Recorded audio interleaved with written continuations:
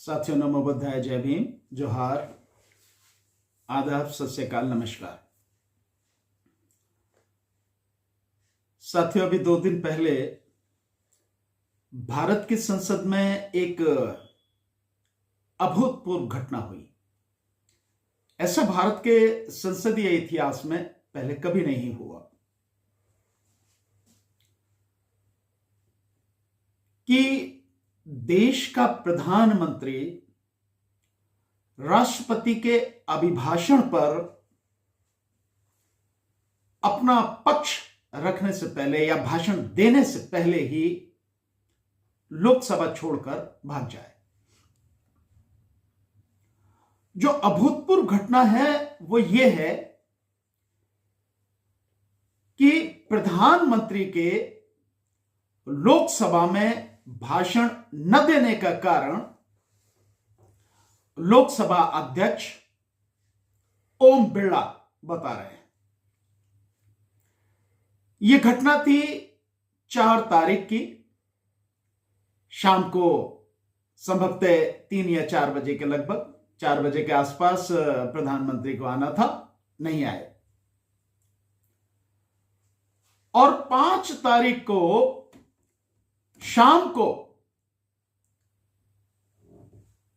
लोकसभा अध्यक्ष ओम बिरला यह सूचना देते हैं कि प्रधानमंत्री किस लिए नहीं आए। ओम बिरला ने बताया कि मेरी जानकारी में आया, मुझे इस तरह की सूचना मिली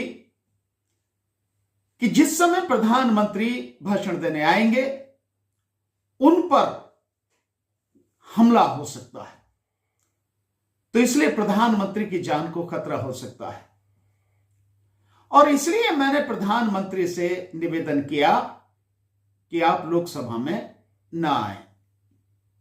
इसी के कारण प्रधानमंत्री लोकसभा में राष्ट्रपति के अभिभाषण पर भाषण देने नहीं आए।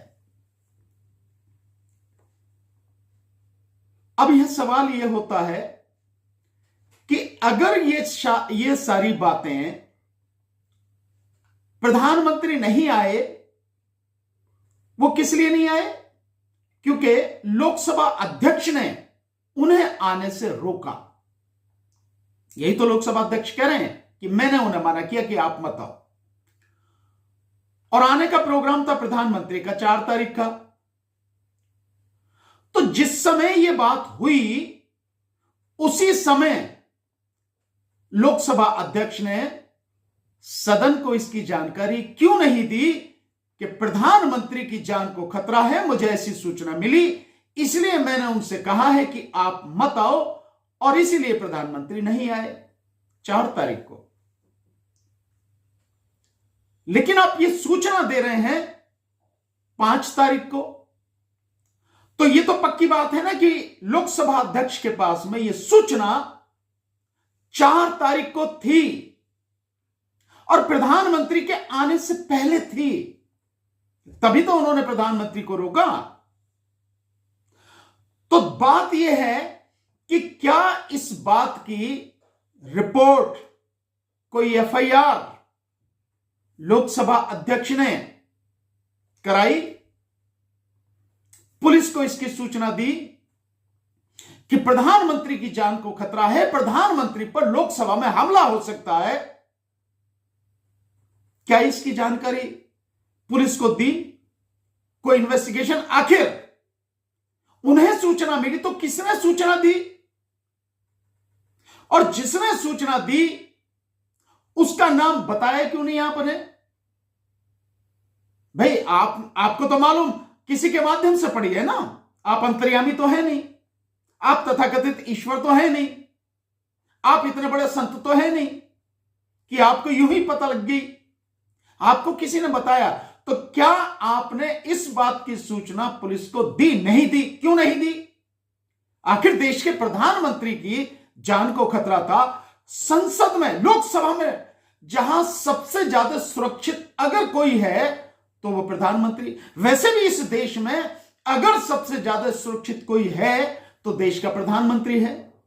उसकी सुरक्षा पर हजारों करोड़ रुपया खर्च किया जा रहा है, हर तरह से उसे प्रोटेक्ट किया जा रहा है। तो इस बात की सूचना कि प्रधानमंत्री पर हमला होने वाला है, पुलिस को क्यों नहीं दी गई? क्यों दिल्ली के पुलिस कमिश्नर को बुलाया नहीं गया? भाई तो थाने में भी देने वाली नहीं थी, पुलिस कमिश्नर को बुलाना तो तुरंत फोन करके कि इस तरह की घटना होने वाली है। और वो कौन लोग हैं जो हमला करने वाले हैं, उनका नाम बताना चाहिए था। बस संदेह किसी पे तो होगा, कहीं जिसने सूचना दी होगी उसने बताया होगा कि कौन प्लान कर रहे हैं, कौन ये षड्यंत्र कर रहे हैं हमला करने का। तो उनका नाम पता वगैरह क्यों नहीं दिया, क्यों नहीं बताया? हमला करने वालों का भी, जो योजना बना रहे थे, और जिसने ये सूचना दी उसका भी क्यों नहीं आपने दिया? हकीकत यह है कि यह सब कुछ एक घटिया स्टोरी बनाई गई है, घटिया स्टोरी। और अफसोस इस बात का है कि लोकसभा अध्यक्ष, जो सदन का, संसद का मालिक है, एक तरह से संसद में लोकसभा अध्यक्ष से ऊपर कोई भी नहीं है। सबसे ज्यादा ताकतवर, सबसे ज्यादा पावरफुल अगर कोई व्यक्ति है तो वो लोकसभा अध्यक्ष है। उसके पास में तमाम पावर है, मार्शल्स हैं उसके पास में, प्रधानमंत्री भी उसके नीचे है, कोई भी व्यक्ति उसके नीचे है। लोकसभा और राज्यसभा का अगर संयुक्त अधिवेशन होता है तो उसकी अध्यक्षता भी लोकसभा का अध्यक्ष ही करता है।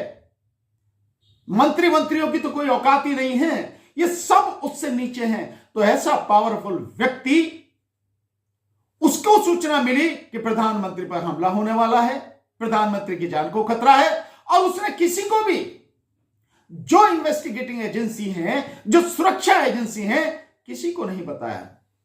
और वो आके वहां पे ये पढ़ रहा है। हकीकत ये है कि ये सब कुछ प्रधानमंत्री की कायरता को छुपाने के लिए, उस भगोड़े प्रधानमंत्री को जो लोकसभा में अपना वक्तव्य देने से मैदान छोड़कर भाग गया, उसको बचाने के लिए लोकसभा अध्यक्ष ने एक मालिक की इज्जत को बचाने के लिए अपने सर पर यह इल्जाम लिया। यह है हकीकत। लेकिन यह सब कुछ खुल गई, दुनिया के सामने सब कुछ आ गया कि ऐसा कुछ भी नहीं है, ऐसा कुछ भी नहीं था। यह केवल उस भगोड़े प्रधानमंत्री, उस कायर प्रधानमंत्री को, उसका जो ऑरा बना रखा है कि 56 इंच का सीना है, बड़ा बहादुर प्रधानमंत्री है, बड़ा शक्तिशाली प्रधानमंत्री है, बड़ा निर्णय लेने वाला प्रधानमंत्री है, उस भगोड़े कायर प्रधानमंत्री की छवि को बचाने के लिए लोकसभा अध्यक्ष ने अपने सर पर यह इल्जाम लिया। यह होती है एक मालिक के प्रति वफादारी जो लोकसभा अध्यक्ष ने निभाई। हकीकत यह है कि जब राहुल गांधी वो किताब लेकर आ गए, जनरल एमएम नरवरे की किताब लेकर आ गए, वो राजनाथ सिंह कह रहा था ना कि किताब कहां है, कोई छपी है किताब, है तो दिखाओ, ऐसी कोई किताब ही नहीं है। तो वो किताब लेकर आए। वो जो किताब लेकर राहुल गांधी आए और यह पता लग गया, और राहुल गांधी ने कहा कि यह किताब ले जाके प्रधानमंत्री के हाथ में दूंगा कि ये ले पढ़ ले, इसमें लिखा है जो मैं कह रहा हूं। तो उस समय पूरी तरह से छवि ध्वस्त हो जाती और पूरी तरह से देश का प्रधानमंत्री, देश का रक्षा मंत्री और देश का गृह मंत्री, पूरी भाजपा कैबिनेट सरकार नंगी हो जाती। उसको बचाने के लिए यह सारी नौटंकी की गई। इतना डर किससे? शायद राहुल गांधी से नहीं, लेकिन राहुल गांधी के साथ साथ उस सच्चाई से जो इस देश के थल सेना अध्यक्ष, पूर्व थल सेना अध्यक्ष जनरल मनोज मुकुंद नरवरे जी ने अपनी किताब 4 स्टार्स ऑफ डेस्टिनी, उसमें लिखा है, उससे कांप गई रूह उसकी, अब मैदान छोड़कर भाग गया। और मजेदारी बात देखें, वहां से मैदान छोड़कर भागा, राज्यसभा में पहुंचा। जो प्रधानमंत्री अपने आप को 56 इंच का बड़ा बहादुर कहता है, वो लोकसभा अध्यक्ष के पीछे छुप रहा है, अपनी कायरता को उसके पीछे छुपा रहा है, उसकी आड़ में बहादुर बन रहा है। और यह बहादुरी दिखाने के लिए राज्यसभा में पहुंचा, और राज्यसभा में पूरे विपक्ष ने बहिष्कार किया। विपक्ष का कोई सांसद वहां पर नहीं था। थे कौन? वो दरबारी जो होते ना, भांड, जो हर तरह की उस पर ताली बजाते, तो वो मेज पीटने वाले थे। और जिस तरह से 1 घंटा 37 मिनट के आसपास जो पूर्व प्रधानमंत्री स्वर्गीय जवाहरलाल नेहरू जी को, स्वर्गीय श्रीमती इंदिरा गांधी जी को जिस तरह से गाली दी है, जिस तरह से अपमान किया है, देश के नेताओं का जिस तरह से अपमान किया है, और यह सिद्ध करने की कोशिश की है कि भारत तो 2014 में ही आजाद हुआ, उससे पहले से कुछ था ही नहीं। वो जो कोरी बकवास, एक पिटे हुए, एक हारे हुए, एक खीज वाले एक प्रधानमंत्री ने जो अपनी खीज वहां निकाली, जो भाव उसके चेहरे पर, उसकी आंखों पर, उसकी झुकी हुई गर्दन पर साफ देखा जा सकता था, वो राज्यसभा में दिखा। तो विपक्ष तो था नहीं, और वो ताली पीटने वाले, वो मेज बजाने वाले, वो बीजेपी के ही लोग थे, एनडीए के लोग थे। उनके सामने अंधों में काड़ा राजा जिसे कहते हैं, वो वाली स्थिति थी। और हकीकत में तो यूं भी कह सकते हैं कि जंगल में मोर नाचा किसने देखा। हालांकि संसद टीवी के माध्यम से उसको देखा गया, लेकिन किस कदर डरा हुआ, किस कदर अपनी कायरता को छुपाने का प्रयास करता हुआ प्रधानमंत्री, यह सब कुछ भारत के संसदीय इतिहास में पहली बार हुआ। जिस पर ताली नहीं, रोना चाहिए था, शर्म आनी चाहिए थी। पूरी बीजेपी और पूरे एनडीए में एक भी सांसद ऐसा नहीं था, एक भी मंत्री ऐसा नहीं था जो इस गलत बात पर, जो प्रधानमंत्री ने कही, खड़े होकर कहता कि आप ये गलत कह रहे हैं, आपको ऐसा नहीं कहना चाहिए। इससे साफ समझ में आता है कि पूरी बीजेपी